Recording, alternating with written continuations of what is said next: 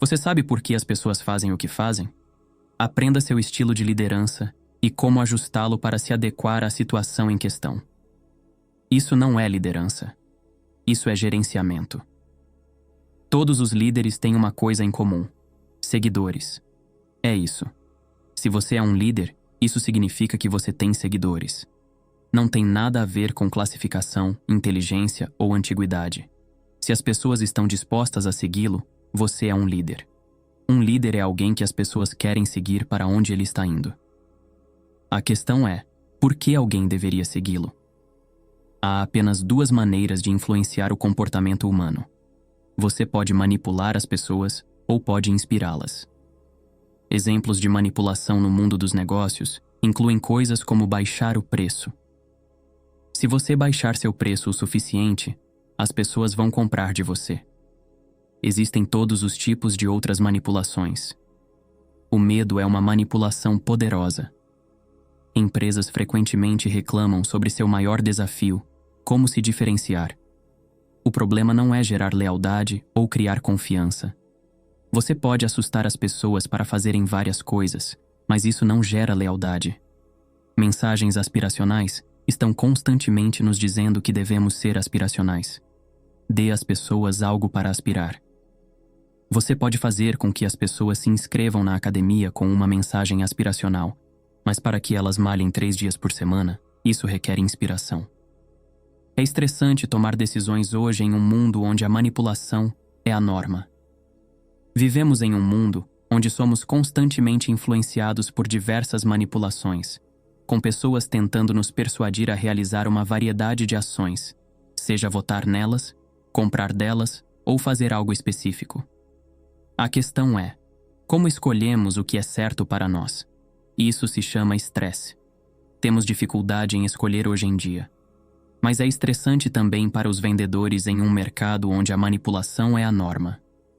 Como conseguimos que as pessoas nos sigam?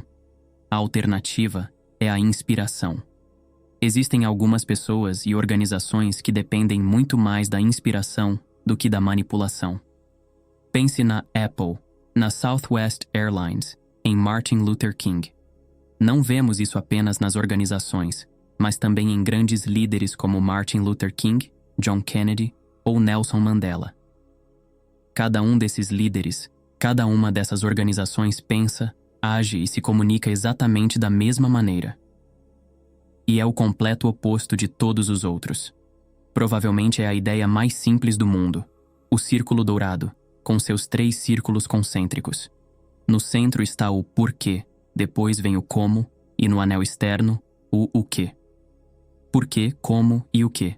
Essa é a pequena ideia que distingue aqueles com a capacidade de inspirar dos outros.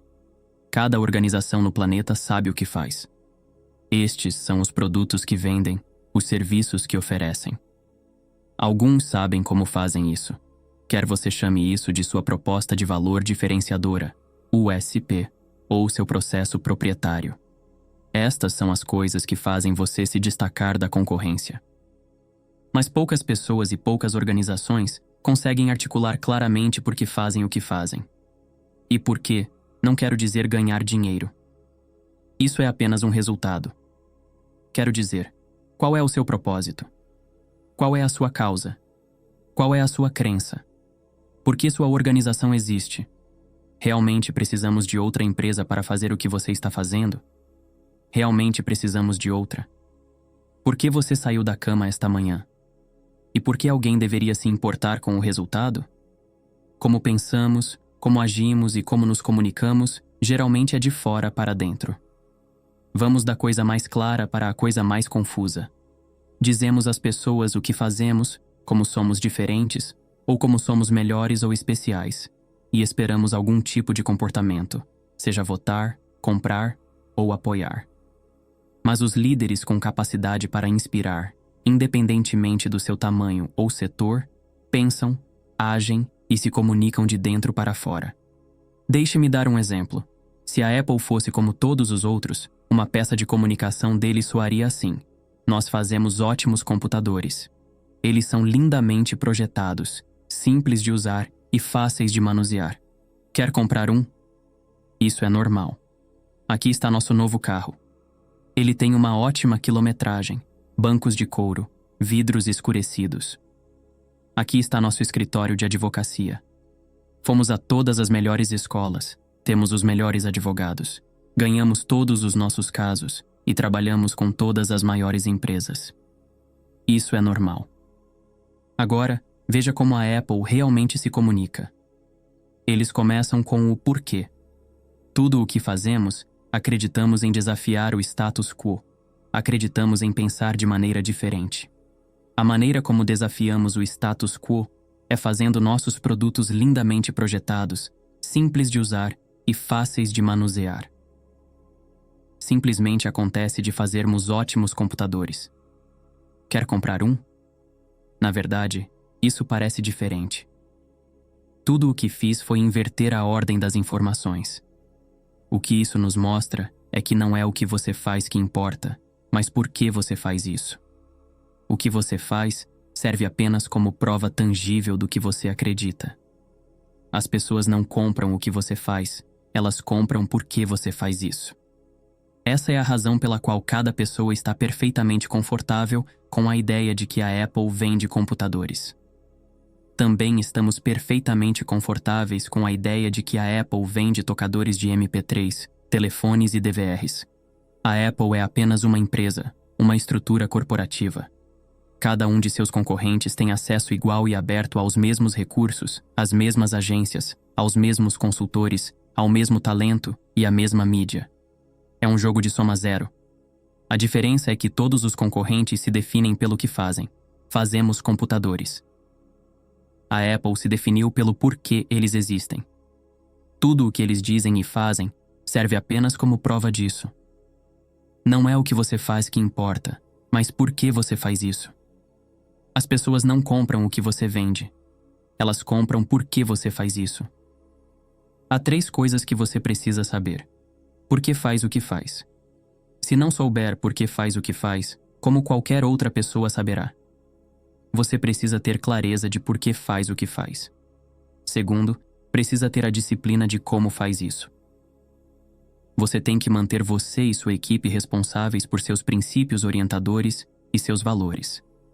E em terceiro lugar, você precisa ter consistência no que faz. Tudo o que você diz e faz deve provar o que você acredita. Este é o conceito por trás da autenticidade. As pessoas sempre dizem, você tem que ser autêntico. Elas preferem comprar de uma marca autêntica, preferem votar em um candidato autêntico. O que isso significa? Como você implementa a autenticidade? Autenticidade significa que as coisas que você diz e faz são realmente o que você acredita. Esta é a razão pela qual a raça humana é tão bem-sucedida. Não é porque somos os mais fortes, nem os mais inteligentes. É porque somos animais sociais. Temos a capacidade de formar comunidades e culturas. O que é uma comunidade? O que é uma cultura? O que é um grupo de pessoas com um conjunto comum de valores e crenças? O que é um país? É um grupo de pessoas com um conjunto comum de valores e crenças. O que é uma empresa? Deveria ser um grupo de pessoas com um conjunto comum de valores e crenças. Quando estamos cercados por pessoas que acreditam no que acreditamos, algo notável acontece. A confiança surge. Não se engane. Confiança é um sentimento, uma experiência humana. Simplesmente fazer tudo o que você diz que vai fazer não significa que as pessoas vão confiar em você. Isso significa apenas que você é confiável. Confiança é um sentimento nascido de um conjunto comum de valores e crenças. Nossa própria sobrevivência depende da nossa capacidade de encontrar essas pessoas para que possamos formar confiança. Quando confiamos nelas e elas confiam em nós, estamos mais dispostos a arriscar, explorar, experimentar.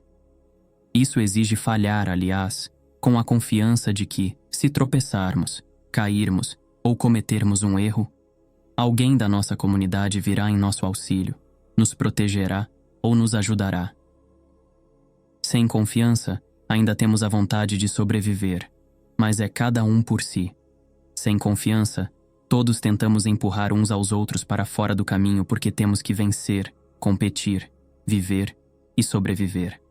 A diferença está em grandes organizações, grandes culturas e grandes comunidades, onde há um ênfase na união da organização para resolver problemas. Sem confiança, nós recuamos e tudo desmorona. O desejo humano mais básico no planeta é sentir que pertencemos. Somos animais sociais e todos temos a capacidade inata de fazer isso. Se eu pedir para você subir à rua e encontrar todas as pessoas que acreditam no que você acredita, você saberá exatamente o que fazer. Iniciar uma conversa com alguém com quem você tem uma boa química, ou com quem você vai se dar bem rapidamente ou levar algum tempo. A questão é que você sabe como fazer isso. Nossa sobrevivência depende disso. É chamado de encontro, namoro, fazer amigos, networking. Nós sabemos como fazer isso. O problema é que isso não é escalável, mas se você conhece os símbolos para procurar, fica muito mais fácil quando você sabe o que procurar. Isso é o que fazemos quando procuramos certos símbolos e lemos sinais uns dos outros. Cada decisão que tomamos em nossas vidas, como indivíduos ou como organizações, é uma peça de comunicação. É a nossa forma de dizer algo sobre quem somos e no que acreditamos, numa tentativa de atrair pessoas para que possam construir confiança conosco e nós com elas. Tudo o que você diz e faz tem que provar o que você mais acredita. O desejo humano básico no planeta é sentir que pertencemos. Temos a capacidade inata de encontrar essas coisas e sentir isso. É por isso que isso não pode ser recriado em nossos computadores, porque como seres humanos, é a nossa biologia que nos dá essa habilidade. É essa habilidade de ler uns aos outros. O que estou lhe contando é realmente baseado no princípio da biologia. Se você olhar para uma seção transversal do cérebro humano de cima para baixo, verá que ele evoluiu em 3 áreas principais, que correspondem precisamente a essa ideia.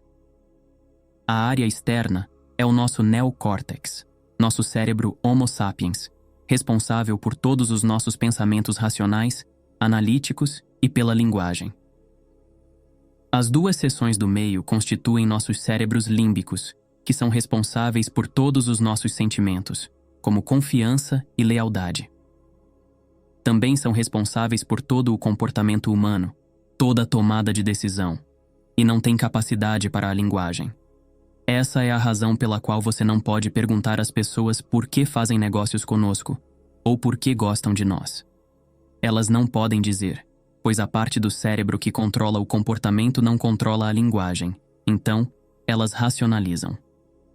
Esta é a razão pela qual a pergunta, por que você ama seu marido? Ou, por que você ama sua esposa? É difícil de responder. Por que você ama sua esposa? Eu não sei. É onde a maioria das pessoas começa. Então elas começam a dizer coisas que soam como racionalizações. Ela é divertida. Eu a conheço desde sempre. Ela está sempre lá para mim quando eu preciso dela. Essas não são necessariamente as qualidades que definem um casamento. É uma experiência humana que temos dificuldade em colocar em palavras. Tentamos racionalizar e dizemos coisas que não fazem sentido. No trabalho, fazemos exatamente a mesma coisa.